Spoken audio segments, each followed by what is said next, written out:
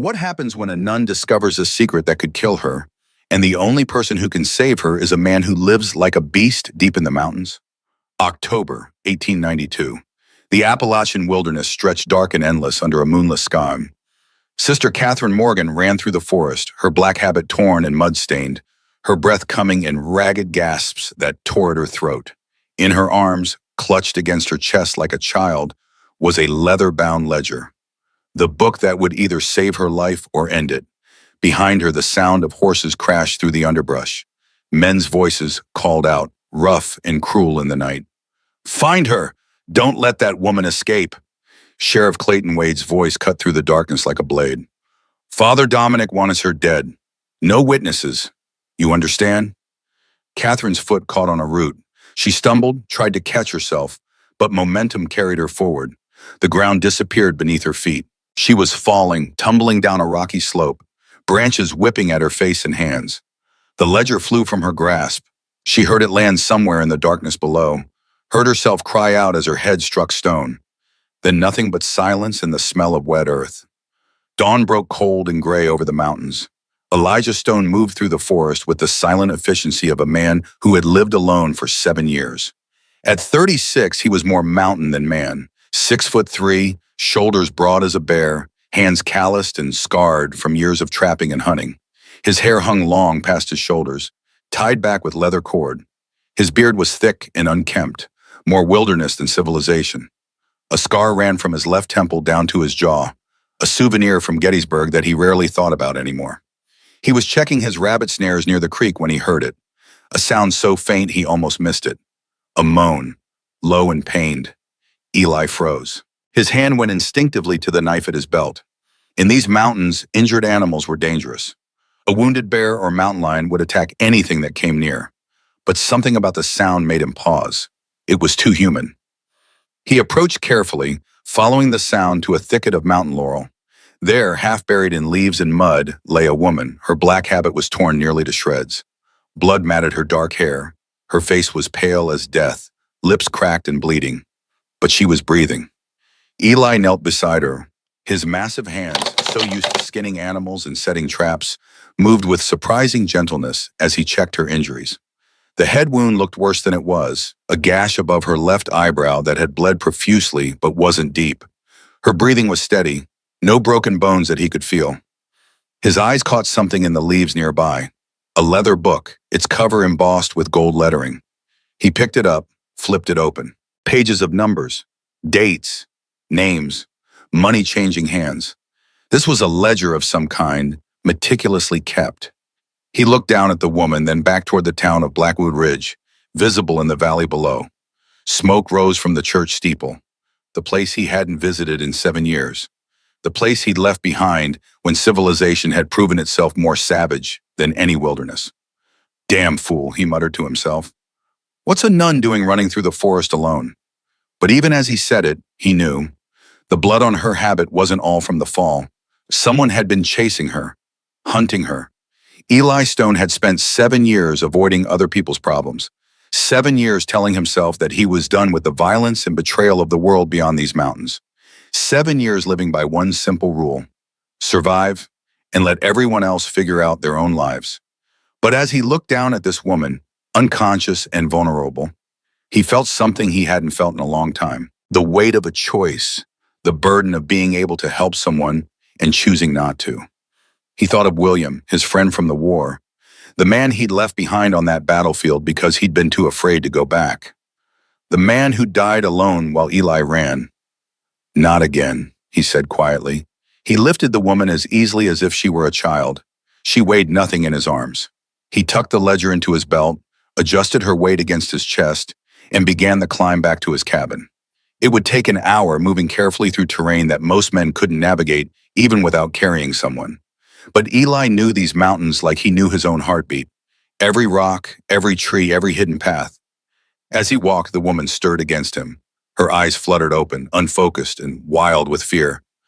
"The book," she whispered, her voice hoarse. "They'll kill me for the book." "Easy," Eli said, his voice a low rumble. "You're safe." Her eyes focused on him for just a moment. He saw the fear there, but also something else. Recognition that she was being carried by a stranger.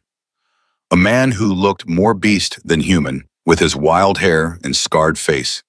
Then her eyes closed again, and she went limp in his arms. Eli's cabin sat in a clearing halfway up the mountain, hidden from any trail by thick forest. It was small but solid, built from logs he'd cut himself. Animal pelts covered the floor and walls.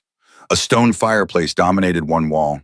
Shelves held traps, knives, ammunition, dried meat, and herbs.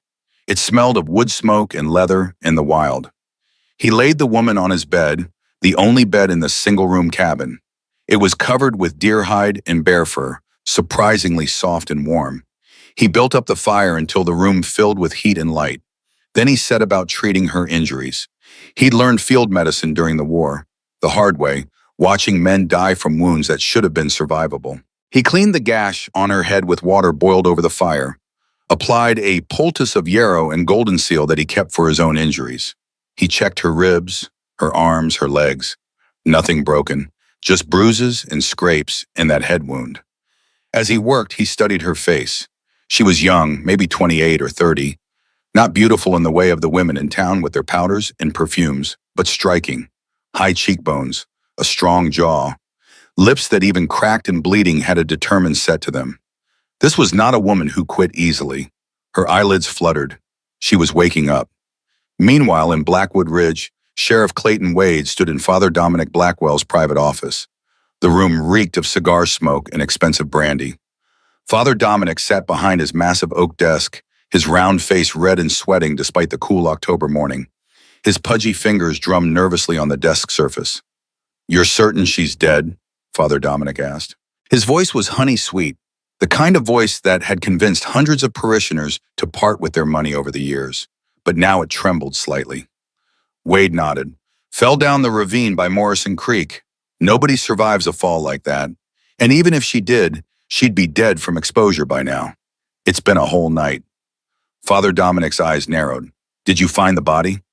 "The ravine is deep, Father, full of thorns and rocks. It'd take a week to search it properly." "Then search it." Father Dominic stood, his considerable bulk making the chair creak. "I want to see the body, and I want that ledger. Do you understand me? If anyone finds that book, if anyone reads what's in it, we're both finished." Wade shifted uncomfortably. "What about the railroad men? They're coming next week. Which is why we need to find that ledger now." Father Dominic walked to the window, looked out at his town, his church, his kingdom. 2,000 acres of Cherokee land, $50,000. All of it ours, Wade, all of it. But only if that nun and her evidence disappear completely. What if someone asked questions? People knew she was here. They'll wonder where she went. Father Dominic turned, and his round, jovial face was suddenly cold as winter stone. "Then we tell them the truth. Sister Catherine couldn't handle the isolation of religious life. She had a breakdown. Ran off into the wilderness. Tragic, really. We tried to find her, but..." He shrugged. "God's will is mysterious." Wade nodded slowly. "And the Cherokee?" "Chief Red Sky Walker is an old fool who can't read English contracts. By the time he realizes what he signed, the land will be legally ours and there's nothing he can do about it." The sheriff left, and Father Dominic poured himself 3 fingers of brandy despite the early hour. His hands were shaking. Everything he'd built, all his careful planning, threatened by one curious nun who couldn't mind her own business. He drained the glass and poured another. Back in the cabin, Catherine's eyes opened fully. For a moment, she didn't know where she was. The ceiling above her was rough logs. Firelight danced across them. The air smelled of smoke and something cooking, something that smelled surprisingly good. She tried to sit up. Pain exploded through her head, and she gasped. "Don't move." The voice was deep, masculine, with a rough edge like stone grinding on stone. She turned her head carefully. A man stood by the fireplace, stirring something in a pot. He was massive, his shoulders so broad they seemed to fill the small cabin. Long hair the color of dark honey hung past his shoulders. His beard was thick and wild. When he turned toward her, she saw the scar that bisected his face, saw eyes the color of winter sky. "You already said that." He walked toward her, and she instinctively pressed back against the headboard. He stopped. "Easy, I'm not going to hurt you." He held out a tin cup filled with water. She stared at it, then at him. "Drink," he said. "You've been unconscious for hours." She reached for the cup, but her hands were shaking too badly. Water sloshed over the rim. Without a word, the man sat down on the edge of the bed. The whole frame creaked under his weight. He took the cup back from her hands.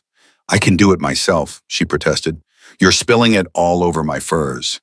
There was something in his voice, not quite humor, but close. "Open your mouth." She did. He held the cup to her lips, tilted it carefully. The water was cold and clear, and the best thing she'd ever tasted.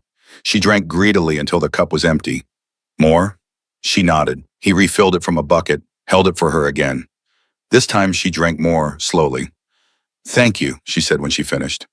He grunted and stood up, walked back to the fireplace. "I made soup, rabbit. You should eat." "I don't know if I can." "You will. Your body needs fuel." He ladled soup into a wooden bowl, brought it back to the bed. She tried to take it, but her hands were still shaking. He sat down again, scooped up a spoonful, held it toward her mouth. "I'm not a child," she said, but there was no heat in it. "No, but you're injured and weak, and I don't know how to wash nun clothes." He raised an eyebrow.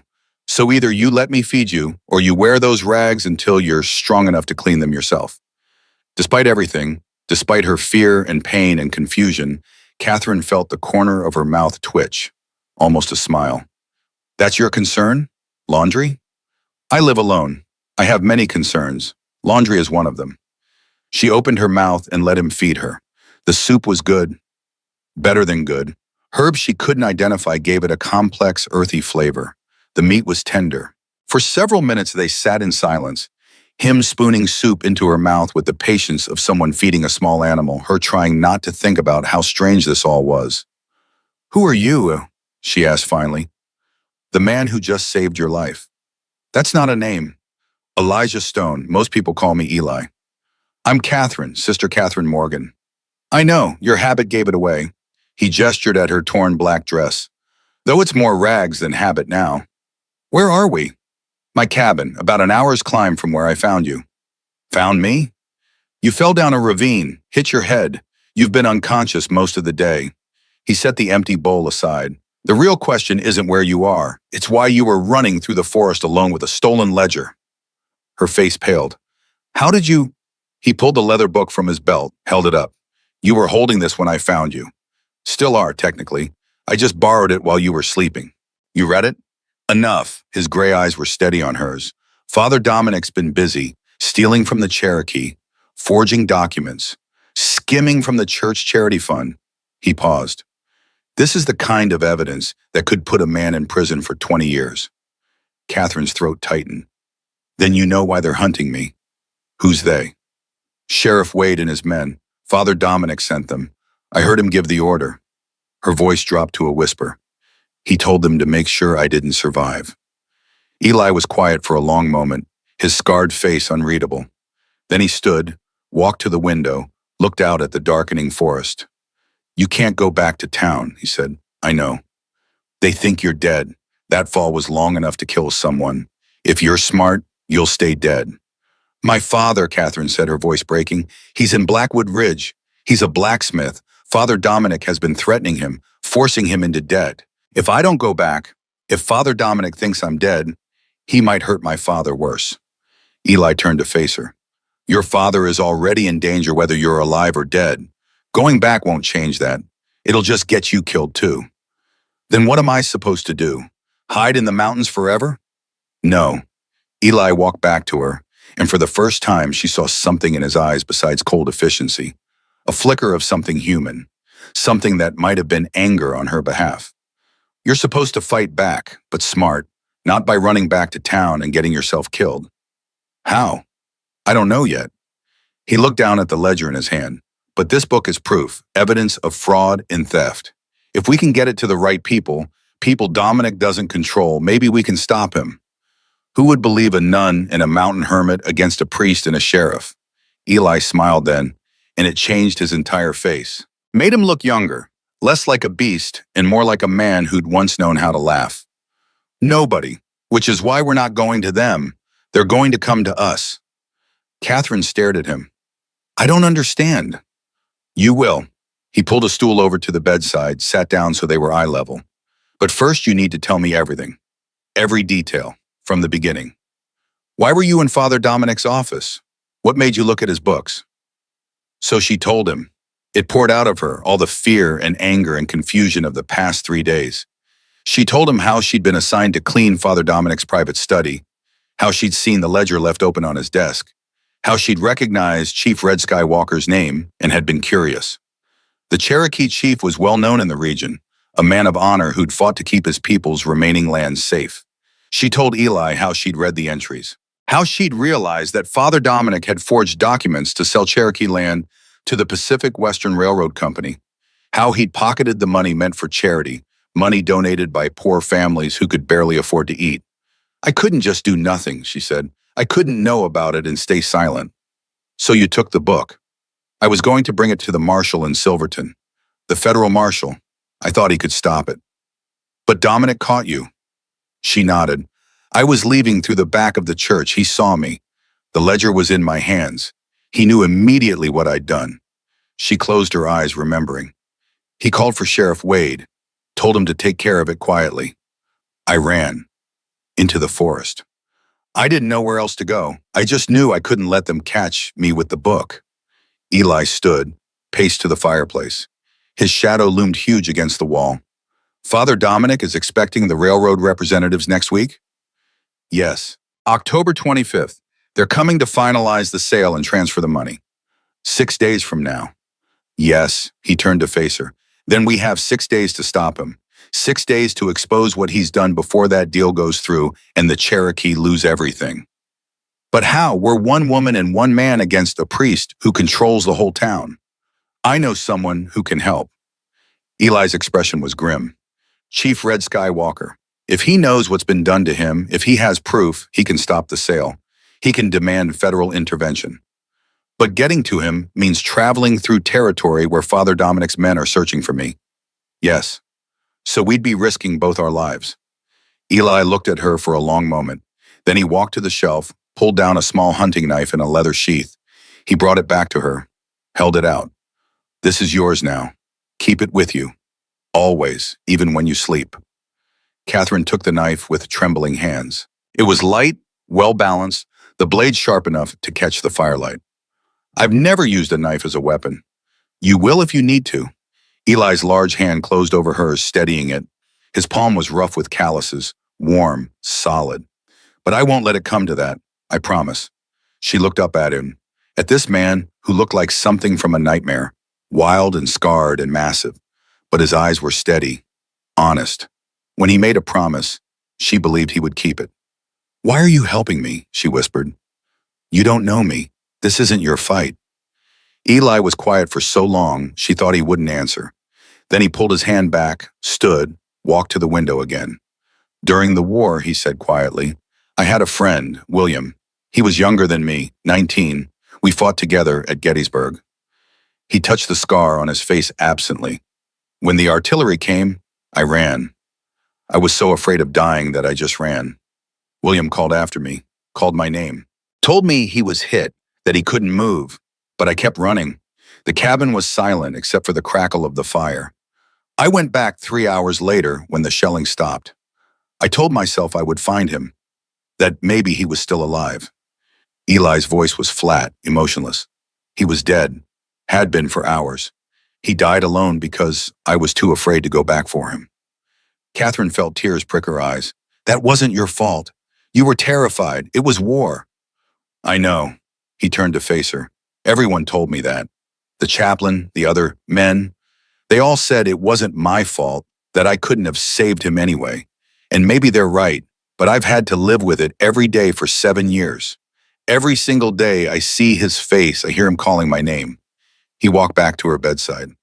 So when I found you in those woods, when I saw you hurt and hunted, I had a choice. I could walk away, save myself, keep living up here alone, where other people's problems can't touch me. Or I could do what I should have done 7 years ago. I could stay. I could fight. Catherine reached out and took his hand. His fingers dwarfed hers, rough and scarred, but they didn't frighten her anymore. Thank you, she said. He nodded once, then pulled his hand away gently. Get some rest.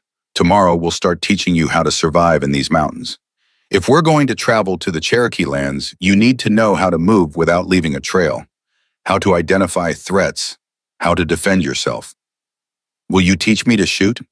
If there's time. He pulled a blanket over her. But the best defense is not being seen at all. We'll focus on that first. As darkness fell completely outside, Catherine lay in the warm bed and watched Eli move around the cabin. He banked the fire, checked his traps and weapons, prepared his own sleeping spot on the floor near the hearth. Efficient movements, no wasted motion. A man completely at home in his isolation. But he'd chosen not to be isolated. Not this time. He'd chosen to help her. She closed her eyes, and for the first time in 3 days, she felt something besides terror. She felt hope. The next morning, Catherine woke to find Eli already up and moving. Gray dawn light filtered through the cabin's single window. He was at the table, sharpening a knife with long, practiced strokes of a whetstone. "How's your head?" he asked without looking up. She touched the bandage gingerly. It hurt, but the stabbing pain from yesterday had dulled to a steady ache. "Better. Can you stand?" She pushed herself upright, slowly testing. Her body protested but obeyed. "Yes." "Then we start today. Come outside when you're ready." He finished with the knife, slid it into a sheath at his belt, and walked out without waiting for her response. Catherine stood carefully. Her legs felt weak but functional. She looked down at her torn habit, grimaced, then found a bucket of clean water by the hearth and a piece of rough cloth. She cleaned herself as best she could, finger-combed her short hair. When she stepped outside, the mountain morning took her breath away. The cabin sat in a clearing surrounded by towering pines and oaks. Mist clung to the ground in patches. Birds sang in the trees. The air was so clean and cold it made her lungs ache. Eli stood 20 yards away in a patch of sunlight. "Come here." She walked to him. He was holding a thick branch about 6 feet long. "This is your walking stick. From now on you carry it everywhere." He handed it to her. It was surprisingly light, peeled smooth. "It helps with balance on steep ground. It can test for loose rocks, and if necessary, it's a weapon." "I thought you said the best defense was not being seen." "It is, but second best is being able to defend yourself when you are seen." He gestured to the forest edge. "We're going to walk. I'm going to teach you how to move through the wilderness, how to read the land, how to disappear." For the next 3 hours, Eli taught her the basics of wilderness survival. He showed her how to step on rocks instead of soft earth to avoid leaving tracks, how to move through underbrush without making noise, how to identify animal trails and avoid them because that's where predators hunted. He taught her which plants were edible and which were poison, showed her how to find water by following animal paths and listening for streams, explained how to read the sun and stars for direction.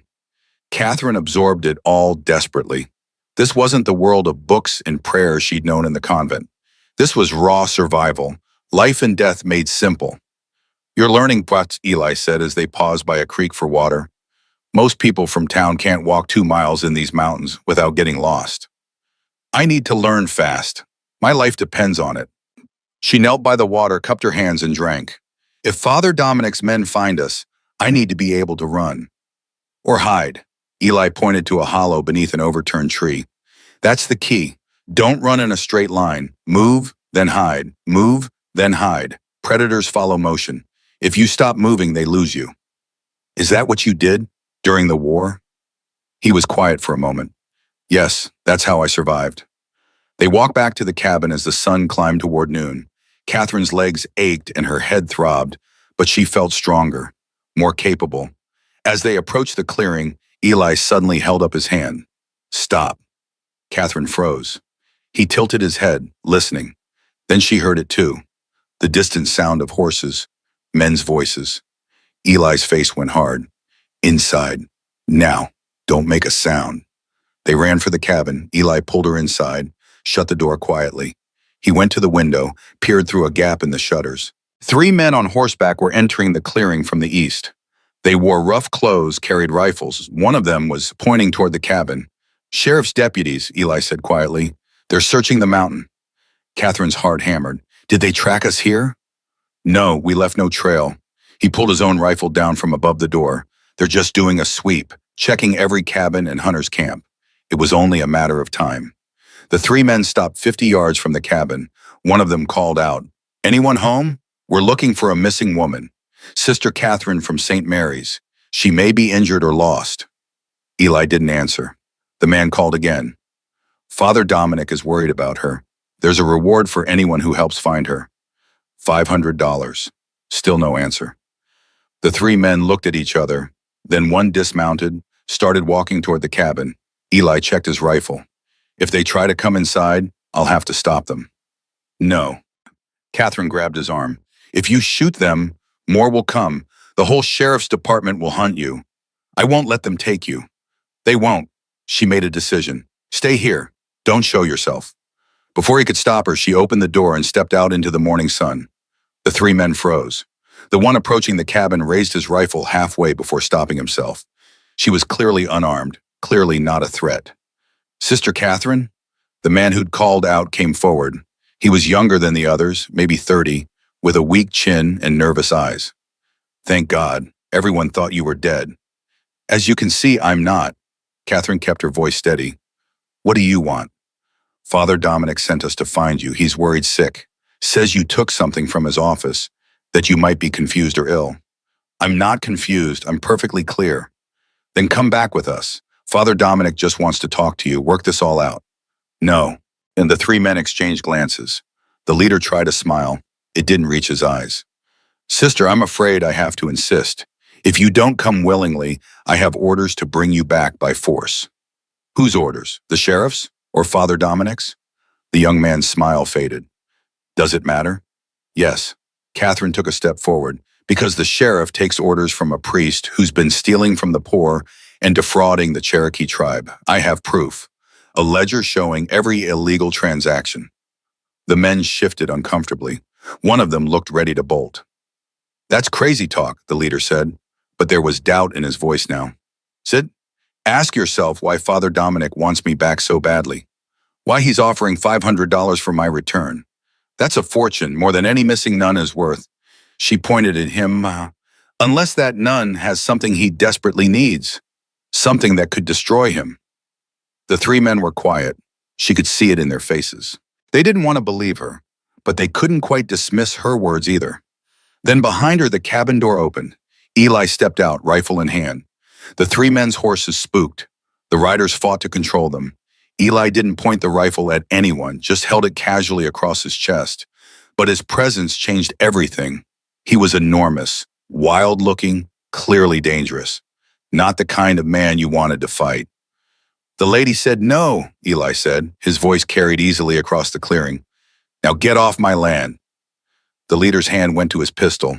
Eli's rifle shifted slightly. Not aiming, just ready. You're harboring a fugitive, the man said. She's not a fugitive. She's a witness to crimes committed by your boss's boss. Eli took a step forward. And if you try to take her, I'll put you in the ground. All three of you. Your choice. For a long moment, nobody moved. The standoff hung in the cool mountain air. Then the leader jerked his horse's head around. This isn't over. We're coming back with reinforcements. You do that. Eli's smile was cold. I'll be waiting. The three men rode off fast, disappearing into the trees. Catherine realized she'd been holding her breath. She let it out slowly, turned to face Eli.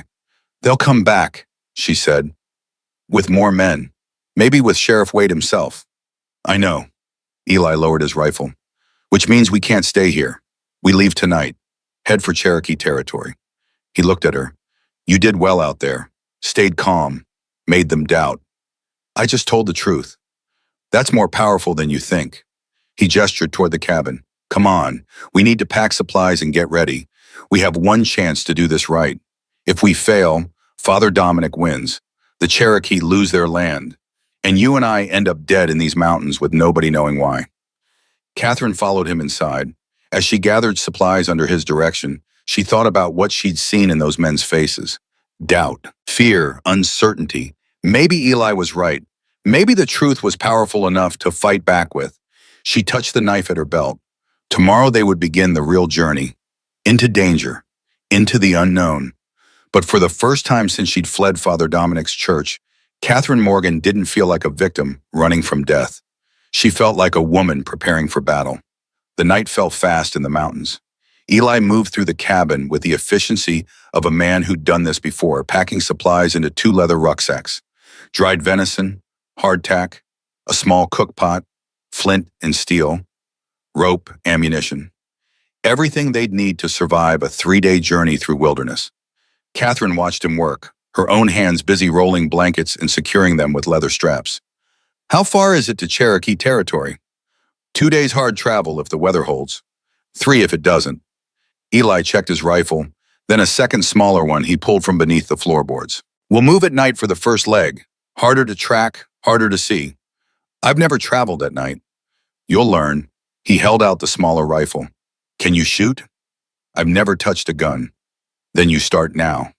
He showed her how to hold it, how to sight down the barrel, how to work the bolt action. His hands were patient, positioning her grip until it felt natural. The recoil will surprise you the first time. Don't fight it. Let your shoulder absorb it. When will I fire it? Hopefully never. But if you have to, aim for the largest part of your target. Center mass. Don't try for anything fancy. His gray eyes were serious. And Sister Catherine, if you have to shoot someone to save your life, don't hesitate. Hesitation gets you killed. She nodded, trying to keep her hands from shaking. This was so far from the world she'd known. The quiet prayers and simple routines of convent life seemed like another lifetime now. They left the cabin 2 hours after sunset when the moon was just starting to rise. Eli had given her darker clothes, old hunting garments that hung loose on her smaller frame, but allowed her to move freely. He'd shown her how to blacken her face with ash from the fire so her pale skin wouldn't catch moonlight. The forest at night was a different world. Every sound amplified. The hoot of an owl made her jump. The crack of a branch under her foot sounded like a gunshot. But Eli moved through it all like a ghost, his large frame somehow silent despite his size. They walked for hours, up steep slopes, down into valleys, across streams where the water ran so cold it made her feet ache. Catherine's legs burned, her lungs screamed for air, but she didn't complain, didn't ask to rest. She just followed Eli's broad back and put one foot in front of the other. Just before dawn, they stopped in a natural shelter formed by an overhanging cliff. Eli built a tiny fire, barely enough to boil water for coffee. They ate cold venison and hardtack in silence. You did well, Eli said finally. Better than I expected. Catherine almost laughed. I can barely stand. But you didn't quit. That's what matters. He poured her coffee, the steam rising in the cold morning air. Most people from town would have given up hours ago. She wrapped her hands around the tin cup, let the warmth seep into her fingers. I don't have the luxury of quitting. They rested for 3 hours while the sun climbed. Eli took first watch, sitting at the mouth of their shelter with his rifle across his knees. Catherine tried to sleep, but her mind wouldn't stop racing. Images of Father Dominic's red, sweating face, Sheriff Wade's cold eyes, the 3 men on horseback who would certainly report back that she was alive. When she finally dozed off, she dreamed of falling, endless falling through darkness. She woke to find Eli shaking her shoulder. Time to move. Sun's past noon. We have ground to cover before nightfall. They walked through the afternoon, staying off established trails, moving through dense forest where the canopy blocked most of the light. Eli taught her as they went, pointing out bear tracks and explaining how to tell if they were fresh, showing her which berries were safe to eat and which would kill her within hours. You're turning me into a mountain woman, Kathariti said as they paused by a stream. I'm keeping you alive long enough to finish what you started. But there was something in his voice, almost fondness. Though you're taking to it better than most. I spent my childhood wanting to explore, to see the world beyond my father's blacksmith shop. She refilled her water skin. Then I was sent to the convent and told to be quiet and obedient and grateful for the roof over my head. You weren't there by choice? My mother died when I was 16. My father couldn't afford to keep me and run his business. Father Dominic offered to take me into service at St. Mary's, said it was charity. Her laugh was bitter. I didn't realize charity meant giving up every dream I'd ever had. Eli was quiet for a moment. After we stop Dominic, what will you do? Will you go back? To the convent? Catherine looked at him in surprise. No, never. Even if they'd take me back, which they won't, I couldn't. Not after... She gestured at the forest around them.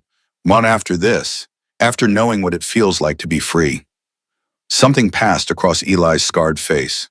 Understanding, maybe, or recognition. Freedom's a hard thing to give up once you've tasted it. Is that why you stay in the mountains? To be free? I stay because the world down there is full of people like Dominic. People who will smile while they steal from you, who will send you to DM and call it duty, who will betray you for money or power or just because they can. He stood, shouldered his pack. Up here, at least I know what the threats are. A bear doesn't pretend to be your friend before it kills you. They walked on in silence. As the sun began to set, they came to a ridge that overlooked a broad valley. Eli stopped, held up his hand. Catherine froze behind him. Below them, perhaps a quarter-mile distant, three riders moved through the trees. Even at this distance, Catherine could make out the glint of badges. Sheriff's men. They're ahead of us, Eli whispered. Must have guessed which route we'd take. What do we do? We go around, east, through the harder terrain. It'll add half a day to our journey, but we can't risk a confrontation. Not yet. He studied the valley below. They're patrolling, looking for signs of passage. We'll wait until full dark, then move. They hunkered down behind an outcropping of rock. Catherine's stomach growled. Eli pulled out venison jerky, and they chewed it slowly, making it last. Tell me about the Cherokee, Catherine said quietly. You said you know Chief Red Skywalker. We fought together during the war. Eli's voice was low, barely audible over the wind.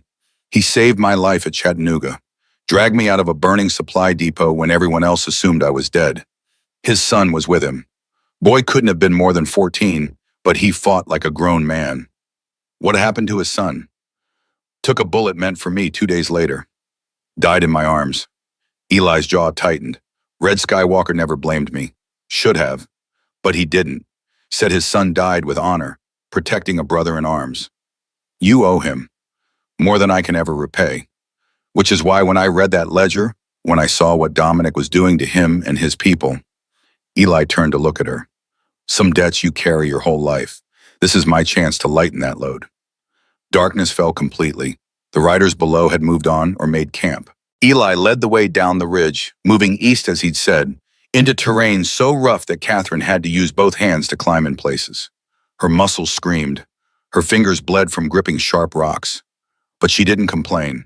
They traveled through the night again, this brutal path that left no time for teaching or conversation. Just survival, just movement. Dawn found them exhausted, filthy, and in sight of Cherokee territory. Eli pointed to smoke rising in the distance.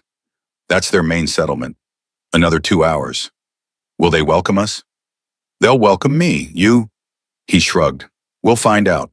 They were washing in a stream, preparing to approach the settlement, when they heard it. The snap of a branch, the rustle of leaves that wasn't wind. Eli's hand went to his rifle. Catherine grabbed hers. They pressed against the stream bank, waiting. 5 Cherokee warriors emerged from the forest, so silent Catherine hadn't heard them until they wanted to be heard. They were dressed in a mixture of traditional and modern clothing, carried rifles and bows with equal ease. Their faces were painted for war. The leader, a man about Eli's age with a scar across his chest, raised his rifle. Then recognition flashed across his face. Stone? Eli Stone? Running Wolf. Eli lowered his weapon. It's been a long time. 7 years. Running Wolf gestured, and the other warriors lowered their weapons. We heard you were dead, living like a ghost in the mountains. Not dead, just avoiding trouble. Eli nodded toward Catherine. This is Sister Catherine Morgan. She needs to speak with Chief Red Skywalker. It's urgent. Running Wolf's eyes narrowed as he studied Catherine. A white woman nun wants to speak with our chief?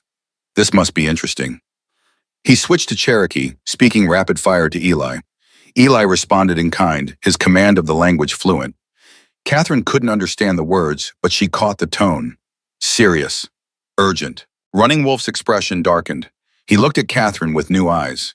Then he nodded once and gestured for them to follow. The Cherokee settlement wasn't what Catherine had expected. She'd heard stories in town about savages living in filth, barely human. The reality was nothing like that. The village was orderly, clean, built with skill and care. Homes made of logs and bark, a central fire pit where women were cooking, children playing under the watchful eyes of elders. But there was tension in the air. Warriors gathered in groups, checking weapons. Women worked with tight expressions. Everyone looked worried. They know something is wrong, Eli said quietly. They feel it. Running Wolf led them to the largest structure in the settlement, a long house with painted symbols above the entrance. He spoke to the guards, then gestured for Eli and Catherine to enter. Inside, seated on a raised platform covered with furs, was Chief Red Skywalker. He was 60 but looked older, his face deeply lined, his long hair more silver than black. But his eyes were sharp, missing nothing. When he saw Eli, those eyes widened.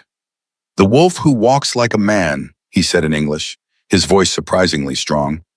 "You returned to us after many seasons." "Chief," Eli approached, went down on one knee.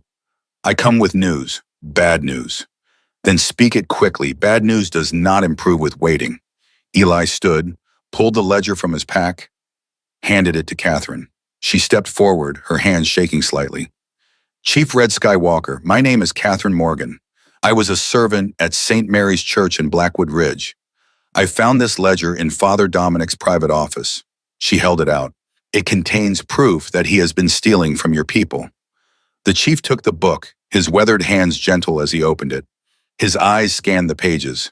With each entry he read, his expression grew harder.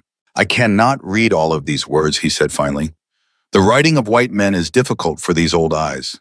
But I see my name, I see my mark, and I see numbers that do not match what Father Dominic told me." 3 months ago, Catherine said, Father Dominic came to you with a contract. He said the Pacific Western Railroad Company wanted to lease land from you. Lease, not buy, for a fair price. Yes, this is what he told me. He lied. The contract he had you sign was a bill of sale. You didn't lease the land, you sold it. 2,000 acres for $20,000. The silence in the longhouse was absolute.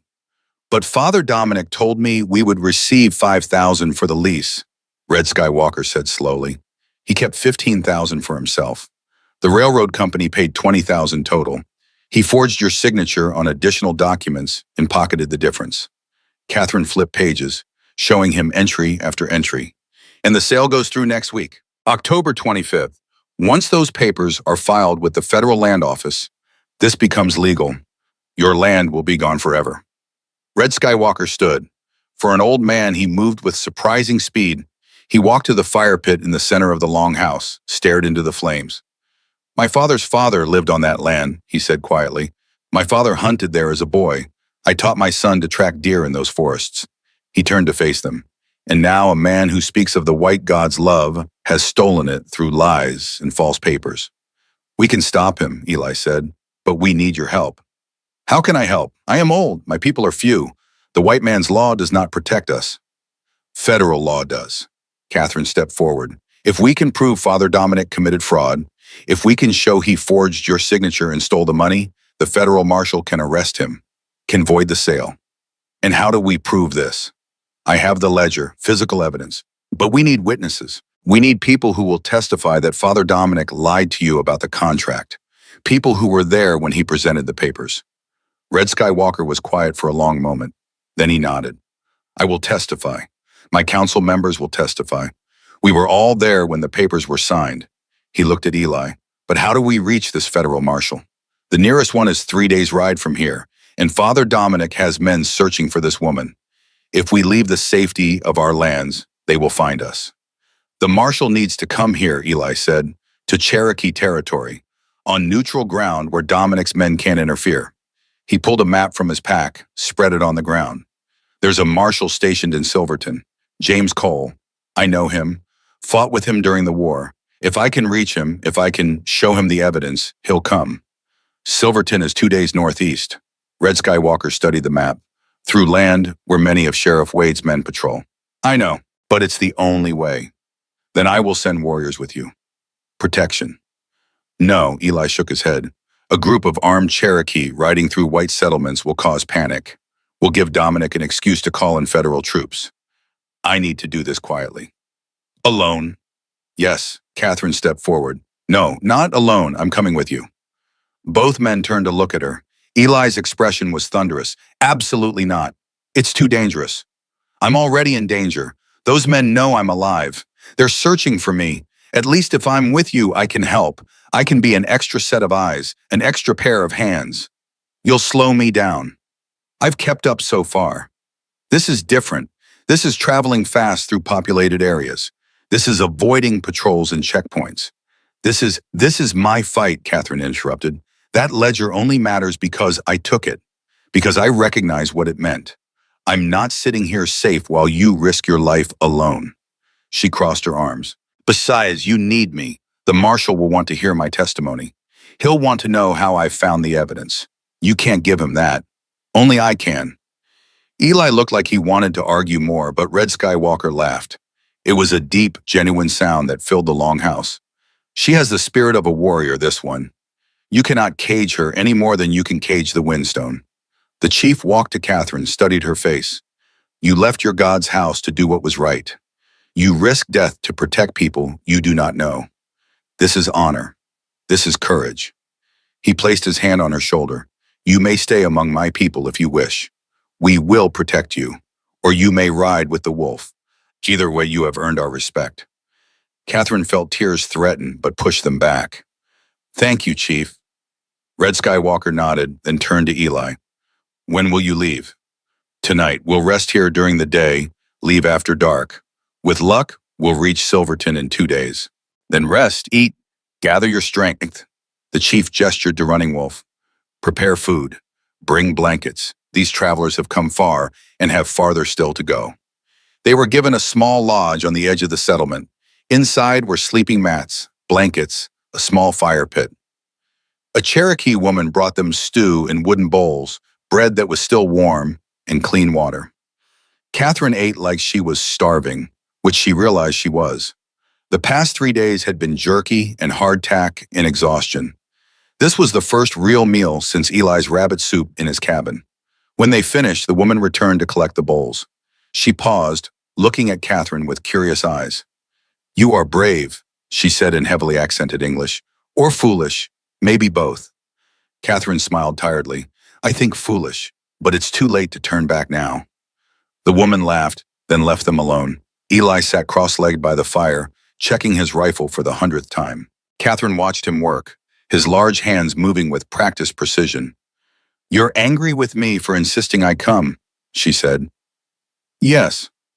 Why? He looked up at her. Because if something happens to you, it's on me. Because I brought you into this. Because... He stopped, jaw working. Because what? Because you remind me of William. Young, idealistic, believing that doing the right thing will keep you safe. His eyes were hard, but it won't. Good people die all the time. Sometimes they die because of the company they keep. Then I'll be careful. Careful isn't enough. Then I'll be more than careful. I'll be smart. I'll listen to you. I'll do exactly what you tell me to do. She moved closer to him. But I won't hide while others fight my battles. I can't live like that anymore. Eli stared at her for a long moment. Then he sighed, a sound like wind through the trees. You're stubborn. I learned from the best. She gestured at him. You've lived alone for 7 years rather than compromise what you believe. That's different, is it? He didn't answer, just went back to cleaning his rifle. Catherine lay down on one of the sleeping mats. The furs were soft, the fire warm. She was so tired she could barely keep her eyes open. But before she slept, she looked over at Eli's broad back silhouetted against the fire. Thank you, she said quietly, for everything, for saving me, for believing me, for helping me fight back. Thank me when this is over, if we're both still alive. I will. She closed her eyes and sleep took her instantly. She woke to find Eli shaking her shoulder. Outside, it was dark again. Night had come while she slept. Time to move it, he said. We've got a long ride ahead. Running Wolf had provided them with 2 horses, sturdy mountain ponies that could navigate rough terrain. They were also given supplies, dried meat, water skins, blankets, and weapons. A bow and quiver of arrows for Catherine. Can you use this? Running Wolf asked. I can learn. Good. Less noise than a rifle. If you must kill, kill quietly. They rode out under a moonless sky, Eli leading, Catherine following close behind. The first hours passed in silence. They moved through forest paths only the Cherokee knew, trails that avoided settlements and main roads. As dawn approached, they stopped in a dense thicket to rest the horses and wait out the daylight. Eli showed Catherine how to string the bow, how to nock an arrow, how to draw and aim. Feel the tension in the string, he said, guiding her hand. Release when your breath stills. She loosed the arrow. It flew true for 10 yards, then curved left, vanishing into brush. Your elbow dropped. Again. 10 arrows later, her arms trembled with exhaustion. The 11th arrow struck bark, not center, but contact. Better, Eli said. You'll survive an ambush now, maybe. And they slept in shifts through the day. When night fell, again they rode on. The second night was harder. They were leaving Cherokee territory, entering land where Sheriff Wade's men patrolled regularly. Every sound made Catherine's heart race. Every shadow could be an ambush. Just after midnight, they heard it. Voices, men talking, the clink of bottles. Eli held up his fist. Stop. He dismounted, gestured for Catherine to do the same. They tied the horses to a tree and crept forward on foot. Through the trees, they saw a camp. 4 men sitting around a fire, drinking and laughing. Their horses were picketed nearby. They wore no uniforms, but Catherine recognized one of them. He'd been in church last Sunday, collecting donations for Father Dominic. Dominic's men, Eli whispered. Not official deputies, private hire. That means they can act outside the law. Can we go around? Not without adding hours to our journey, and we don't have hours to spare. He studied the camp. We wait, let them drink themselves stupid, then slip past when they're too drunk to notice. They waited an hour, then 2. The men kept drinking, kept talking. Catherine's legs cramped from crouching. Her back ached, but she didn't move. Finally, 3 of the 4 men rolled into their blankets, passed out drunk.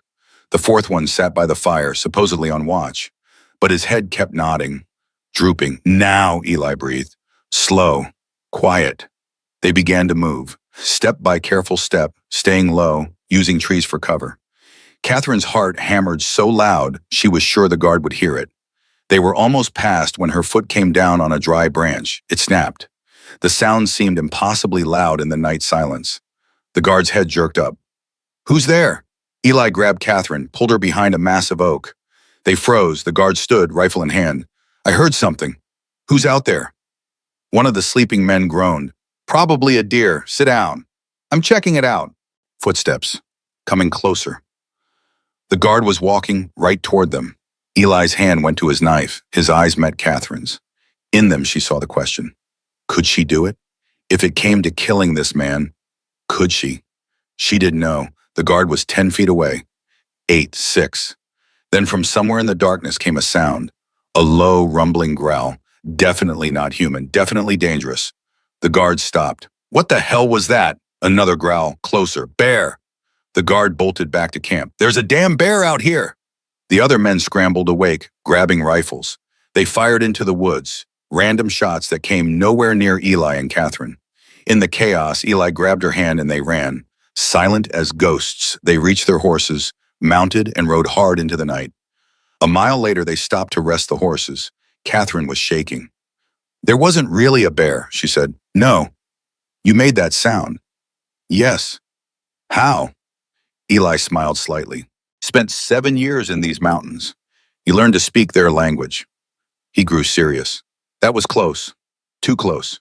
You need to watch where you step. I know, I'm sorry. Don't be sorry, be better. But his tone was gentle. You did well not panicking. Many people would have broken and run. They rode for another hour, thinking they were safe. Then Catherine's horse stumbled, whinnied in pain. Eli dismounted, checked the leg. Lame, he said grimly. She stepped in a hole. Can't carry you anymore. Catherine's heart sank. What do we do? We double up on my horse, but we'll be slower, much slower. He looked at the horizon. And Wade's men will catch up by dawn if we don't move faster than this. Catherine made a decision. Then leave me. Hide me somewhere. You ride ahead, get the marshal, come back for me. Absolutely not. Eli, if we're both caught, Dominic wins. If you make it, there's still a chance. For a long moment, Eli stared at her. Then he did something unexpected. He pulled out his knife, cut a strip of leather from his saddle, and tied it around her wrist and his. What are you doing? Making sure you can't do anything stupid while I'm not looking. His eyes were fierce. We stay together, we fight together, we survive together, or we don't survive at all. Despite everything, Catherine felt tears threaten, not from fear, from something else entirely. They rode double through the night, bound together by leather and something far stronger. By dawn, they could see Silverton in the distance, a larger town than Blackwood Ridge, with actual streets and brick buildings. Marshal's office is on the main street, Eli said. But we can't just ride in. Sheriff Wade will have sent word. They'll be watching for you. Then how do we reach the marshal? We wait until tonight, slip into town after dark, find the marshal at his home instead of his office. Eli steered his horse into a thick grove of cottonwoods. We rest here during the day. Stay hidden. Stay quiet. They made a cold camp, no fire that might give away their position. Catherine's whole body ached. She'd been riding for 2 days straight with barely any sleep, but she couldn't rest, couldn't turn off her mind. What if the marshal doesn't believe us? She asked. What if he thinks we're making it all up? He'll believe us. I know James Cole. He's a good man, honest. Eli was cleaning his rifle again, a nervous habit she'd noticed. He'll look at that ledger and know it's real. And then what? Then he rides to Cherokee territory, meets with Red Sky Walker, takes official statements, arrests Father Dominic when the railroad men show up. Eli set the rifle aside. At least that's the plan. Plans rarely survive contact with the enemy. You sound like a soldier. I sound like someone who's spent the past week running for her life. Catherine lay back on the grass, stared up through the leaves at the blue sky beyond. A week ago, I was scrubbing floors and saying prayers. Now I'm hiding in the woods with a mountain man, planning to take down a corrupt priest with the help of a federal marshal and a Cherokee chief. It's insane. Welcome to the real world. It's usually insane. She laughed despite herself. Is that supposed to be comforting? No, it's supposed to be true. Eli lay down a few feet away from her. Get some sleep. Tonight's going to be difficult. Catherine closed her eyes. But sleep was a long time coming. Too many thoughts, too many fears, too many possibilities of what could go wrong. When she finally dozed off, the sun was high overhead and birds were singing in the trees. She woke to full darkness and Eli's hand over her mouth. She jerked awake, panicked, until she saw his eyes. Calm, alert, warning her to be quiet. He removed his hand, pointed through the trees. She looked. 5 riders were passing on the road, not 50 yards from their hiding place. They carried torches, wore badges. Real deputies this time, not hired thugs. They're doing a sweep, Eli breathed in her ear, looking for signs of travelers. Don't move. Don't even breathe loud. The riders passed slowly. One of them stopped, looked directly at their grove. Catherine's heart stopped. Then he shook his head, moved on. When they were gone, Eli exhaled slowly. Too many patrols. Wade's got this whole area locked down tight. Can we still reach the marshal? We have to. But it's going to be riskier than I thought. He pulled the map out again, studied it by moonlight. There's another way, the cemetery. It backs up to the marshal's house. If we can slip in fro there, we might avoid the patrols. A cemetery? At night? That's not ominous at all. Eli actually smiled. You afraid of ghosts, Sister Catherine? No, I'm afraid of living men with guns. Ghosts I can handle. They left the horses tied in the grove, went on foot. It was slow going, staying off roads, moving through fields and back lots. Silverton was 3 times the size of Blackwood Ridge. More places to hide, but also more places for ambush. The cemetery sat on a hill overlooking the town. Old graves, some dating back 50 years, headstones leaning at crazy angles, iron fence with broken sections. They slipped through one of those broken sections, moved between the graves. The moon was up now, casting long shadows. Catherine tried not to think about the dead beneath her feet, tried not to imagine rotted hands reaching up from the earth. She was being foolish, childish. But night and fear did strange things to the mind. They reached the back fence. Beyond it, a row of houses. The third one from the right had a light burning in the window. That's his house, Eli said. Marshal Cole lives alone since his wife passed. If we're lucky, he's home. If we're not, he shrugged. They climbed the fence, dropped into Cole's backyard. The house was dark except for that single light. They crept to the back door. Eli knocked softly. 3 short raps. Nothing. He knocked again. A shadow moved behind the curtained window. Then the door opened a crack. A revolver barrel poked through. Behind it, a man's face, gray-bearded and suspicious. State your business or I shoot. James Cole, you ornery bastard. Put the gun down before you hurt yourself. Eli stepped into the light. It's Eli Stone.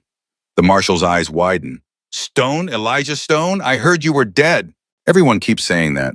Do I look dead? Cole lowered the gun, opened the door wider. You look like you've been living rough. Like always. His eyes shifted to Catherine. Who's the nun? Catherine Morgan. She's the reason I'm here. We need to talk. Private and fast. Cole looked at them both for a long moment. Then he nodded. Get inside, quick, before someone sees you. They stepped into the warm house. It smelled of coffee and tobacco. The marshal shut the door, locked it, pulled the curtains closed. Talk, he said. And this better be good, Stone. I got half the lawmen in 3 counties looking for you two. There's paper out on both of you. Aiding a fugitive. Obstruction. Sheriff Wade wants you brought in dead or alive. Wade's corrupt, Eli said bluntly, working with a priest named Dominic Blackwell to defraud the Cherokee. We have proof. He pulled out the ledger. Cole took it, carried it to the lamp, began reading. His expression grew darker with each page. Sweet, merciful Christ, he muttered. This is federal fraud, land theft, forgery. He looked up at Catherine. Where did you get this? Father Dominic's office. I was cleaning his study and found it. And he knows you have it. He knows. He sent Sheriff Wade's men to kill me. They chased me into the mountains. I would have died if Eli hadn't found me. Cole set the ledger down, ran his hand through his gray hair. This is big, bigger than I can handle alone. I'll need to contact the federal district judge, get authorization to cross into Cherokee lands, take official statements. How long will that take? Eli asked. 3 days minimum, maybe 4. We don't have 4 days. The railroad representatives arrive in Blackwood Ridge on October 25th. That's 3 days from now. Once that sale goes through, once the papers are filed, even this evidence might not be enough to void the transaction. Cole swore quietly. Then I move fast. First light tomorrow, I ride for the district court in Charleston. Get emergency authorization. Be back in Cherokee territory by the 24th. He looked at Catherine. You'll come with me. I'll need you to swear out an affidavit. I'll go wherever you need me to go. Good. Cole started gathering papers, preparing to travel. Then he stopped, looked at Eli. Where will you be? Going back to Cherokee lands, making sure Red Skywalker is ready, making sure nothing happens before you arrive. Stone, Wade's got men everywhere. They catch you alone, they'll kill you. They can try. Eli's smile was cold. Wouldn't be the first time someone's tried to kill me. Won't be the last. Cole shook his head but didn't argue. He knew Eli well enough to know it was pointless. You always were stubborn as a mule. Learn from the best. They finalized the plan.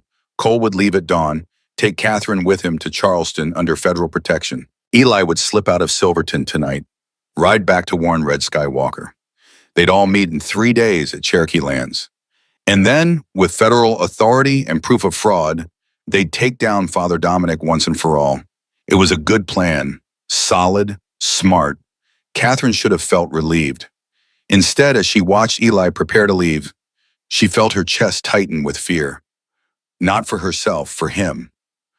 Be careful, she said, as he checked his weapons one last time. Always am. I mean it. You've risked everything for me. For this, don't get yourself killed now. Eli looked at her then, really looked at her, and something passed between them.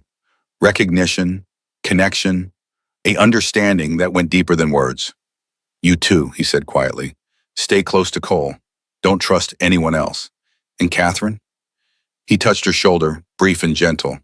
When this is over, when Dominic's in chains and the Cherokee have their land back, what will you do? I don't know. Find a new life somewhere. Maybe out west. Maybe just... She shrugged. Somewhere I can be free. The mountains are always an option, if you want them. She understood what he was offering. A place, a home, with him. I might take you up on that, she said softly. He nodded once. Then he was gone, slipping out the back door into the night, disappearing into shadows like he'd never been there at all. Catherine stood at the window, watching the darkness where he'd vanished, and whispered a prayer. Not to any god, just to the universe, to fate, to whatever force shaped the world. Keep him safe. Please, just keep him safe. 3 days could feel like 3 years when you were waiting for everything to either fall into place or fall apart completely. Catherine spent those days in Charleston, giving her testimony to Federal District Judge Harlan Moore, a stern man in his 60s who listened to her story with the cold attention of someone who'd heard too many lies to believe anything easily. She swore out affidavits, answered questions, repeated herself a dozen times while court clerks took notes and lawyers conferred in hushed voices. Marshall Cole had been right. This was big. Federal fraud, land theft, conspiracy, forgery. Each charge carried years in prison. Together, they could put Father Dominic away for the rest of his life. But first, they had to prove it. And proving it meant getting everyone to Cherokee territory before the railroad deal closed. Before Dominic's fraud became legally untouchable, on the morning of October 24th, they rode out. Marshall Cole, Catherine, and found in 5 federal deputies, armed, authorized by Judge Moore himself to cross into Cherokee lands, take official statements, and if necessary, arrest anyone involved in the conspiracy. The ride took them all day. They pushed the horses hard, stopping only to water them and rest briefly. Catherine's thoughts kept drifting to Eli. Had he made it back safely? Were the Cherokee ready? Had Dominic sent men after him? She wouldn't know until they arrived. As sunset painted the sky orange and red, they crossed into Cherokee territory. Warriors met them at the border, painted for war, rifles ready. But Running Wolf was among them, and when he saw Marshall Cole's federal badge, he nodded. "The chief is expecting you," he said. "Follow me." They rode into the settlement as darkness fell. The whole tribe seemed to have gathered, men, women, children, everyone watching these white lawmen enter their lands. Catherine saw distrust on many faces, fear on others. The Cherokee had learned the hard way that federal authority often meant federal betrayal.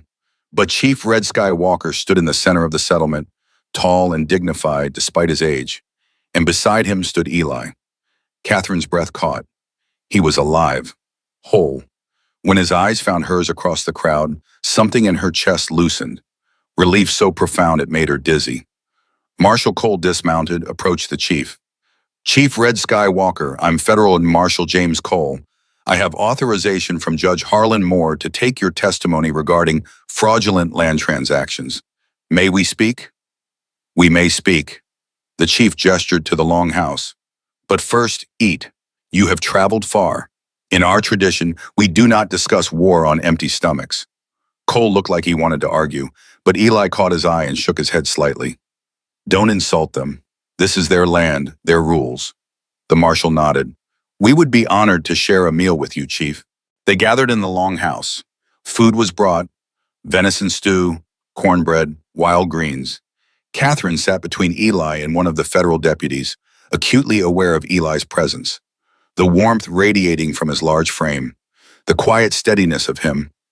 "You made it," she said quietly as they ate. "Did you doubt I would?" "Every second of every day." He almost smiled. "I'm harder to kill than I look." "That's not comforting." "It's not supposed to be comforting. It's supposed to be true." After the meal, they got down to business. Marshal Cole spread the ledger on the ground. Chief Red Sky Walker brought his council members forward, 5 older men who'd been present when Father Dominic presented the contract. One by one, they gave their testimony. They described how Dominic had come to them 3 months ago, speaking of friendship and mutual benefit, how he'd promised the railroad only wanted to lease land, not buy it, how he'd shown them papers covered in English words they couldn't read and assured them it was all legal and fair. He put his hand on his holy book and swore before his God that he spoke truth, one council member said. His voice was bitter. "We believed him because we thought no man would lie while holding his God's word." Marshal Cole took notes. His deputies took notes. Everything was documented, official, legally binding. Then Cole turned to Catherine. "Miss Morgan, please repeat your testimony for Chief Red Sky Walker and his council. Tell them what you found." So Catherine told the story again, how she'd discovered the ledger, how she'd recognized the fraud, how she'd run for her life when Father Dominic discovered what she knew. "You risk death for people you do not know," Red Sky Walker said when she finished. "For people your own kind often treat as less than human." "Why?" Catherine met his eyes. "Because it was right. Because stealing is wrong no matter who the victim is. Because," she paused, searching for the right words, "because I've spent too many years doing what I was told without question. following rules that protected men like Father Dominic while punishing people like me for being curious or speaking truth. I'm done being silent, done being obedient to corruption. The chief studied her for a long moment. Then he nodded slowly. You have a warrior's heart. Your father raised you well. My father, Catherine's voice caught. She turned to Eli. Did you hear anything about my father, about Sam Hawkins? Eli's expression darkened. Running Wolf sent scouts to Blackwood Ridge. They reported back yesterday. Your father is alive, but barely. Sheriff Wade's men beat him badly 3 days ago, trying to force him to reveal where you were hiding. Catherine stood so fast she knocked over her water cup. I have to go to him. You can't. Eli grabbed her arm, held her in place. It's a trap. Dominic knows you care about your father. He's using him as bait. I don't care. He's my father. He's hurt because of me. And he'll be avenged tomorrow, when we take Dominic down and all his crimes are exposed. Eli's grip was firm but gentle. Your father is strong. Doc Harrison is treating him. He'll survive. But only if you don't get yourself killed walking into an obvious trap. Catherine wanted to argue, wanted to run to Blackwood Ridge right now, consequences be damned. But she knew Eli was right, knew that throwing herself at Dominic's mercy would accomplish nothing except getting her killed and leaving her father without justice. She sat back down, shaking with fury and fear and helplessness. Marshal Cole cleared his throat. Tomorrow is October 25th. The railroad representatives are scheduled to arrive in Blackwood Ridge at noon. Father Dominic will meet them at the church to finalize the transaction. He looked around the long house. We'll be there, all of us. We'll arrest Dominic in front of the railroad men, in front of the whole town. We'll show them the proof of his fraud, and we'll take him into federal custody. What if he runs? One of the deputies asked. He won't. He thinks he's won. Thinks Sister Catherine is dead and the ledger is lost. He has no reason to suspect we're coming. Cole's smile was grim. Pride makes men stupid. Dominic's pride will be his downfall. What about Sheriff Wade? Eli asked. He's Dominic's creature. He'll defend him. Wade can try, but federal authority supersedes local law. If he interferes, he'll join Dominic in chains. They planned through the night. Who would approach from which direction, how they'd surround the church, what they'd do if violence broke out. Every contingency covered, every possibility accounted for. By the time they finished, dawn was breaking. Catherine hadn't slept, couldn't sleep. Her mind was too full of what was coming. Of all the ways this could go wrong. She stepped outside the long house, breathed the cool morning air. Around her, the Cherokee settlement was waking. Children playing, women tending fires, men checking weapons. Normal life continuing even as war approached. Eli found her standing at the edge of the settlement, looking toward Blackwood Ridge in the distance. You should rest, he said. I can't. Every time I close my eyes, I see my father. See him hurt and alone. He's not alone. The whole town knows what happened. Many of them are angry. Dominic's been bleeding them dry for years. Your father's beating might be the thing that finally opens their eyes. Catherine turned to face him. In the early light, his scarred face looked almost gentle. When this is over, what will you do? Go back to my cabin. Live my life, he paused. Unless I have a reason to do something different. What kind of reason? He looked at her steadily, the kind that involves not being alone anymore. Her heart did something complicated in her chest. Eli, I'm not free. I took vows. Even if I broke them, even if the church released me, I have nothing. No money, no home, no skills except prayer and cleaning floors. You have survival skills now. You can track. You can shoot. You can read the forest. His voice was low, serious. And you have courage. Real courage.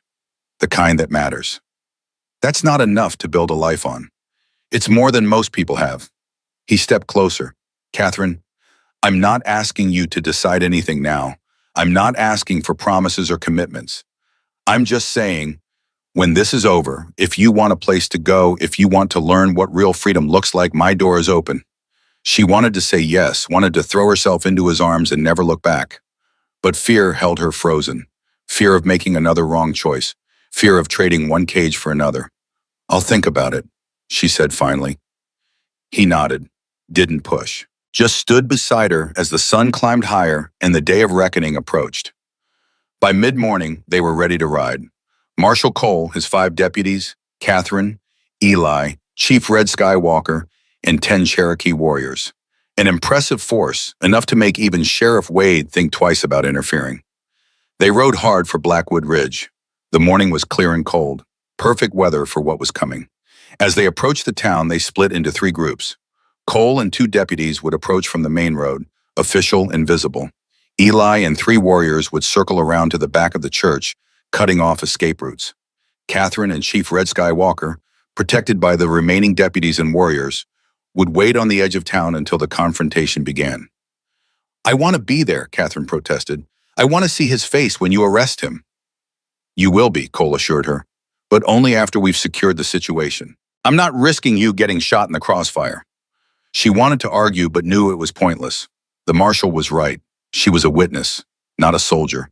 They took their positions. Catherine and the chief sat on horseback on a hill overlooking the town. From here, she could see the church, see people gathering, see the fancy carriage that must belong to the railroad representatives pulling up to the church entrance. "It begins," Red Skywalker said quietly. Father Dominic stood on the church steps, resplendent in his finest robes. His round face was flushed with excitement and triumph. Beside him stood Sheriff Wade, trying to look official and failing. Behind them, a dozen townspeople had gathered to witness what they thought would be a celebration. 2 men in expensive suits climbed out of the carriage, the railroad representatives. They carried leather cases, presumably filled with contracts and money. "Father Dominic," the taller man said, extending his hand. "Henry Blackstone, Pacific Western Railroad. Pleasure to finally meet in person." "Mr. Blackstone," Dominic's voice oozed false warmth. "Welcome to Blackwood Ridge. Shall we finalize our business?" "One moment." Blackstone looked around. "Where is Chief Red Skywalker? I was told he'd be present to witness the final transfer." Unfortunately, the chief was unable to attend. Health issues, you understand. But I have his power of attorney." Dominic pulled papers from his robes. "Everything is legal and proper." "I see." Blackstone looked uncomfortable. "Still, it would have been proper for him to be here. I assure you, everything is in order." "I'm sure it is. Nevertheless, a new voice interrupted, "you might want to see this before you hand over any money." Marshal Cole stepped out of the crowd. His badge caught the morning sun. His 5 deputies spread out behind him, hands on their weapons. Dominic's face went from red to white. "Marshal Cole, what an unexpected pleasure." "I bet it is." Cole climbed the church steps until he was eye level with the priest. "Father Dominic Blackwell, I have a warrant for your arrest on charges of fraud, forgery, theft, and conspiracy to defraud the federal government." The crowd gasped. Blackstone stepped back, hand going to his case protectively. "This is outrageous," Dominic sputtered. "On what grounds?" "On the grounds that you forged Chief Red Skywalker's signature on land sale documents. On the grounds that you told him he was leasing land when in fact you were selling it. On the grounds that you pocketed $15,000 that should have gone to the Cherokee tribe." Cole pulled out the ledger. "And I have proof, your own handwritten ledger. Every transaction documented in your own writing." Sheriff Wade drew his pistol. "You have no authority here, Cole. This is my jurisdiction. Federal warrant supersedes local authority, Wade. You know that." Cole didn't even look at the sheriff. "Now put the gun down or join Dominic in chains."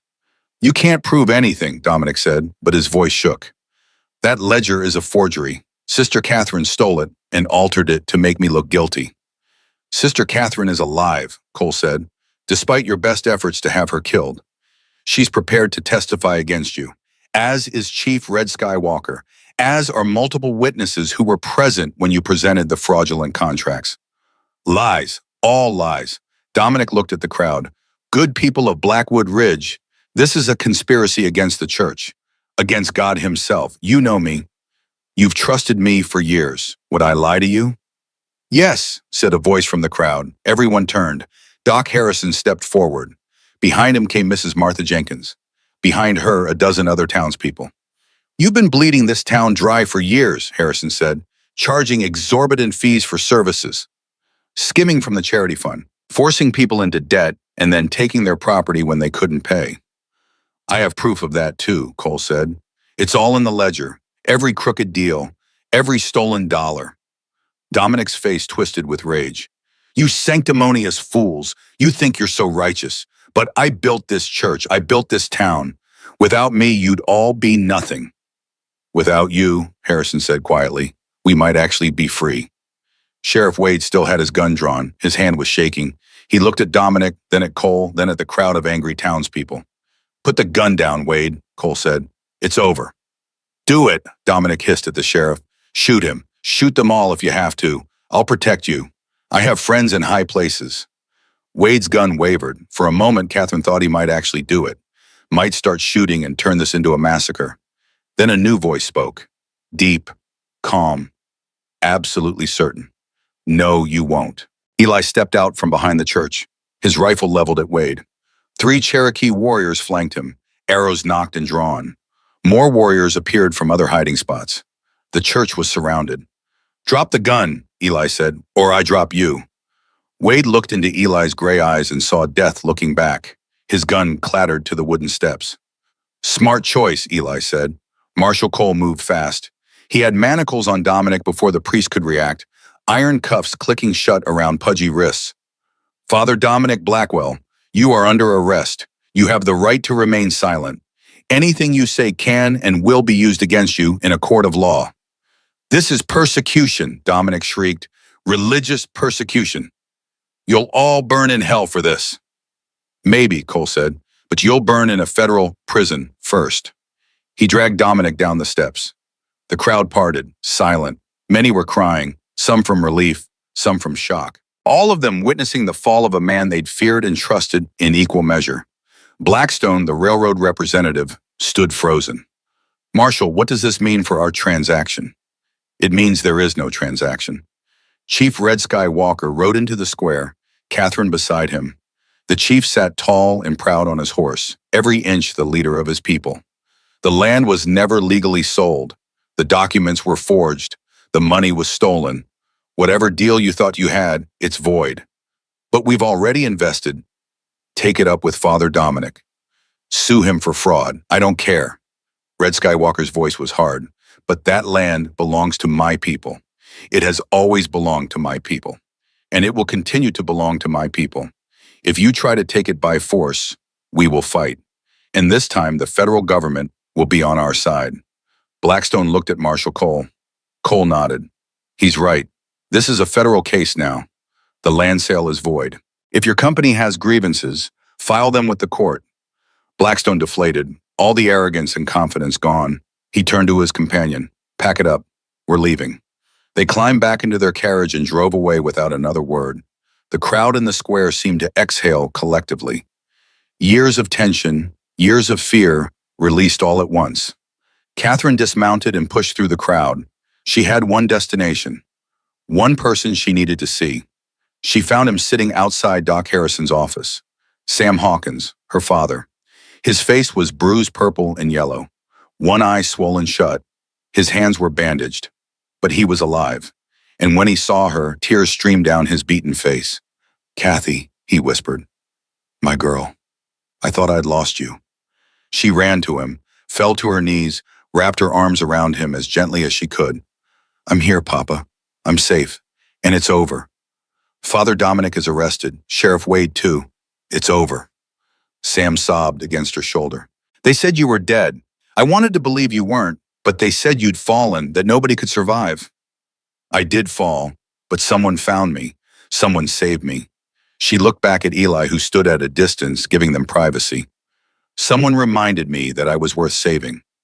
Sam followed her gaze, saw the massive, scarred man with wild hair and wilder eyes. That's him? The one who helped you? Yes, his name is Elijah Stone. Without him, I'd be dead, and Father Dominic would have gotten away with everything. Sam tried to stand. Catherine helped him. He walked slowly, painfully to where Eli stood. Mr. Stone, Sam said. His voice was rough with emotion. I don't have much. Lost my shop to Dominic's debt scheme. But whatever I have, it's yours. You saved my daughter's life. There's no way to repay that. Eli looked uncomfortable. I don't need payment. Nevertheless, Sam held out his bandaged hand. Thank you. From a grateful father. Thank you. Eli took the hand carefully, mindful of the injuries. Your daughter saved herself. I just pointed her in the right direction. Liar, Catherine said, but she was smiling. You did a lot more than that. The rest of the day was chaos. Marshal Cole processed the arrests, took statements, gathered evidence. Federal deputies searched Father Dominic's office and found even more proof of corruption.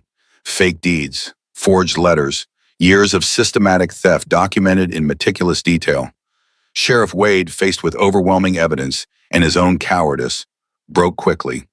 He confessed to everything, named everyone Dominic had bribed or blackmailed. The conspiracy went deeper than anyone had imagined. 2 judges, 3 councilmen, even the mayor had been taking kickbacks. By sunset, half the town's leadership was under arrest. Chief Red Sky Walker addressed the crowd that evening. He stood in the town square, lit by torches, speaking in English so everyone could understand. For many years, my people have suffered at the hands of men like Dominic. Men who speak of civilization while practicing savagery, who preach morality while stealing everything we have. His voice was strong, carrying across the silent square. Today, that changes. Today, we have proof that not all white men are liars, that there are still those who believe in justice, who will fight for what is right even when it costs them. He gestured to Catherine. This woman risked death to protect people she did not know. This is honor. He gestured to Eli. This man came out of isolation to fight for a debt he owed. This is loyalty. He gestured to Marshal Cole. This man used his authority to protect the powerless instead of oppressing them. This is justice. My people will remember this day. Will remember that in our darkest hour, allies appeared, and together we struck down corruption and reclaimed what was stolen. He raised his hand. The Cherokee Nation thanks you. The crowd erupted in applause, not everyone. Some people still looked angry, still couldn't accept that their beloved priest had been a criminal. But most were relieved. Most were grateful that the truth had finally come to light. Catherine found Eli later that night. He was preparing to leave, loading supplies onto his horse. You're going already? She asked. My part is done. Cole has everything he needs. The Cherokee have their land back. You're safe. He tightened a strap. Time I got back to my cabin. Just like that? After everything we've been through? What else is there to do? Catherine stepped closer. You could stay. There will be trials. They'll need testimony from both of us. It could take weeks. I'm not good at staying in one place. Or maybe you're afraid. He finally looked at her. Afraid of what? Of not being alone anymore. Of letting someone in. She touched his arm. Eli, you saved my life. You taught me how to survive, how to fight. But more than that, you showed me what it means to have someone believe in you. To have someone stand beside you even when the whole world is against you. Catherine, I'm not asking you to marry me. I'm not asking for promises. I'm just asking you to consider that maybe, just maybe, you don't have to live the rest of your life hiding in the mountains. Her voice dropped to a whisper. Maybe we could build something together. A life, a home, whatever that looks like. Eli was quiet for a long time. I'm not an easy man to live with. I'm used to silence, to solitude. I don't know how to be around people anymore. Then we'll figure it out together. I don't know how to be free. I've spent my whole life following other people's rules. We're both learning. She smiled. Might as well learn together. He studied her face in the torchlight. This woman who'd been so fragile when he found her, who'd become so strong, who'd faced down corruption and violence and never broken. The cabin only has one room, he said finally. Her heart leaped. I can sleep by the fire. You'd hate it. No books, no society, no comforts. I have books. We can get more. And as for society, she gestured at the town around them. I think I've had enough of society for a while. And when winter comes, when you're snowed in for months with nobody but me for company, then I guess you better be interesting. Despite everything, Eli laughed. It was a rusty sound, like he'd forgotten how, but it was real. You're insane. Probably, but I'm alive, and I'm free, and I'm choosing this, choosing you, if you'll have me. He reached out, tucked a strand of hair behind her ear. His hand was rough, calloused, but gentle. I'll have you. God help us both. She kissed him then, right there in the street with half the town watching. Kissed him like she meant it, like this was the start of something instead of the end. When they broke apart, both breathing hard, Eli rested his forehead against hers. 6 months, he said. Give me 6 months. If you hate it, if you want to leave, I'll bring you anywhere you want to go. No questions asked. Deal. They were married 3 days later, not in the church, which stood empty now with Father Dominic awaiting trial, but in the Cherokee settlement, with Chief Red Sky Walker officiating and both communities present. It wasn't a traditional Christian wedding. There were no vows about obedience or submission. Instead, they spoke promises of partnership, of mutual respect, of choosing each other every day. Sam Hawkins cried through the whole ceremony. Doc Harrison served as Eli's best man. Mrs. Jenkins cried and said it was the most romantic thing she'd ever seen. Marshall Cole gave them a horse as a wedding gift. You'll need two if you're both living up in those mountains. Chief Red Sky Walker gave them blankets woven by Cherokee women. For the cold nights ahead, Running Wolf gave Eli a knife and told Catherine, "If he snores, use this." Everyone laughed. It felt good to laugh. After so much darkness, so much fear, laughter was a blessing. They left the next morning, Catherine riding beside Eli up the mountain paths she'd learned to navigate. Behind them, Blackwood Ridge continued its work of rebuilding. New elections would be held, new leadership chosen. The Cherokee land was officially protected by federal decree. Sam Hawkins had been given Father Dominic's house, seized by the federal government as proceeds of crime. Justice had been served. As they climbed higher into the mountains, Catherine looked back one last time, at the valley below, at the life she was leaving behind. "Regrets?" Eli asked. "Not even one." The cabin looked exactly as she remembered, small, rough, surrounded by wilderness. But when Eli opened the door and gestured for her to enter, Catherine saw something different than the first time. She saw home. Over the next weeks, they settled into a rhythm. Eli taught her more wilderness skills: how to tan hides, how to preserve meat for winter, how to read weather signs and predict storms. Catherine organized the chaos of his bachelor existence, created systems for storing food and supplies, even started a small garden near the cabin, planting herbs and vegetables that could survive the mountain climate. They talked, hours and hours of talking. Eli told her about the war, about the men he'd killed and the friends he'd lost, about the nightmares that still woke him some nights. Catherine told him about the convent, about the years of silent obedience, about the dreams she'd buried so deep she'd almost forgotten they existed. They learned each other. Eli's morning grumpiness until he had had coffee, Catherine's tendency to hum while she worked. The way he'd sometimes stand at the cabin door for 10 minutes just watching the forest. The way she'd read the same page of a book 3 times if something distracted her. And slowly, carefully, they learned to be not just partners, but something more. Something neither of them had quite believed was possible. One evening, 6 months after they'd married, they sat on the cabin steps watching the sunset. Snow would come soon. Already the nights were cold enough to see breath. "Are you happy?" Eli asked. Catherine considered the question seriously. Happy isn't quite the right word, but then, content maybe, peaceful, free. She looked at him. "I wake up every morning and remember I get to choose how I spend my day. That's still amazing to me." "And you don't miss it? The town? Other people?" "Sometimes. I miss my father, miss having someone to talk to besides you." She elbowed him gently. "No offense. None taken. But then I remember what I had before, the rules, the restrictions, the constant feeling that I was never quite good enough, never quite holy enough, never quite obedient enough." She shook her head.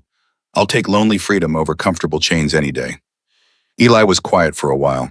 Then he said, "We could visit your father. Once a month, maybe. Stay a few days. Come back up here after." Catherine turned to look at him fully. "You'd do that? Go into town regularly, deal with people?" "For you, yes." "Eli Stone, are you getting soft on me?" "Maybe." He pulled her closer. "Or maybe I'm just realizing that isolation isn't the same as independence. That I can be free and still have connections. Still have," he paused, "still have you." She kissed him, long and slow and full of promises they were both learning to keep. When they broke apart, the sun had set completely. Stars were emerging overhead, brilliant and countless in the mountain darkness. "I have something to tell you," Catherine said. "What?" "I might be pregnant." Eli went completely still. "Might be?" "I'm not certain. It's early, but I'm late, and I've been feeling different." She looked at him nervously. I know we never discussed children. I know this changes things. Changes things, Eli repeated. Then he started laughing. Deep, genuine laughter that shook his whole frame. Catherine punched his arm. It's not funny. It's not. It's just... He pulled her into his lap, wrapped his arms around her. A year ago, I was living alone, convinced I'd die alone, and now I'm married to the most stubborn woman in 3 states, and she's telling me I'm going to be a father. He kissed her forehead. Yeah, it changes things, makes them better. You're not scared? Terrified, but that's good. Means I care. Means it matters. He rested his hand on her still flat stomach. We'll figure it out. Together. Together, Catherine agreed.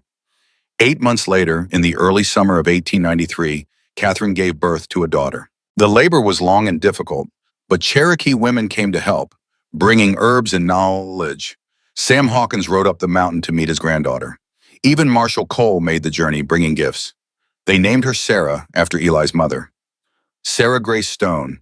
She had her father's gray eyes and her mother's determined chin, and when she cried, which was often, her voice echoed through the mountains like she was claiming the wilderness as her birthright. Over the next years, more children followed. A son named William, after Eli's lost friend. Twin girls, Rachel and Rebecca. Another son, Samuel, named for Catherine's father. The cabin was expanded, then expanded again. Eventually, it became less a cabin and more a homestead, with multiple buildings, a barn, gardens, and even a small schoolhouse where Catherine taught not just her own children, but Cherokee children from the settlement below. Eli never fully lost his preference for solitude. Some days he'd disappear into the forest for hours, hunting or just walking. But he always came back, always kissed his wife and children, always sat by the fire and told stories of the old days when he'd lived alone and thought that was freedom. Real freedom, he'd say, isn't being alone. It's being with people who let you be yourself, who don't try to change you or control you, who just accept you. Catherine would smile and say, wise words from a man who once thought talking to humans was optional. And their children would laugh and beg for another story. On a warm evening in 1907, 15 years after Father Dominic's arrest, Catherine and Eli sat on their porch watching their grandchildren play in the yard. Sarah, now married with 2 children of her own, lived nearby. William was studying law in Charleston, determined to help people the way Marshall Cole had helped his parents. The twins were teaching at the Cherokee school. Samuel, only 12, was probably off in the woods somewhere, as wild as his father had ever been. We did good, Catherine said.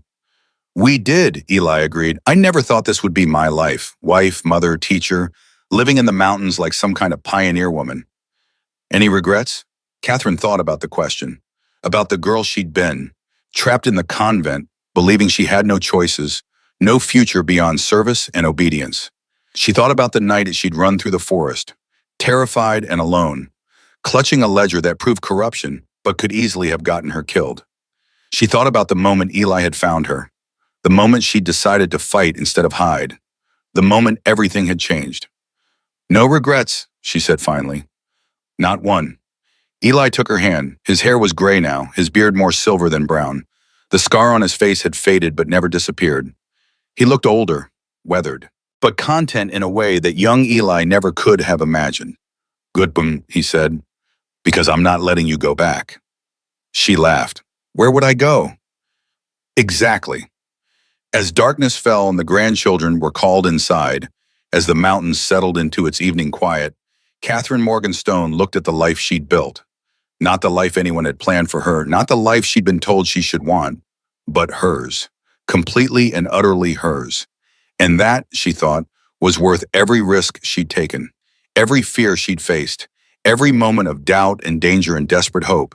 She'd found freedom, not in the absence of others, but in the presence of people who loved her without trying to control her. She'd found justice, not perfect, not absolute, but real, the kind that changed lives and righted wrongs and proved that one person standing up could make a difference. And she'd found home, not in walls or buildings, but in the mountains, in her family, in the man beside her who'd saved her life by teaching her to save herself. The story that had begun with fear and flight had ended with peace and purpose. And as the stars emerged overhead, brilliant and countless in the mountain darkness, Catherine whispered a prayer, not to any god, just to the universe, to fate, to whatever force had brought her and Eli together. She whispered a prayer, not to any god, just to the universe, to fate, to whatever force had brought them together, for the fall that taught me to rise, for the fear that made me brave, for the man who showed me that freedom isn't the absence of connection. It's the courage to choose your own story, even when the world says you can't.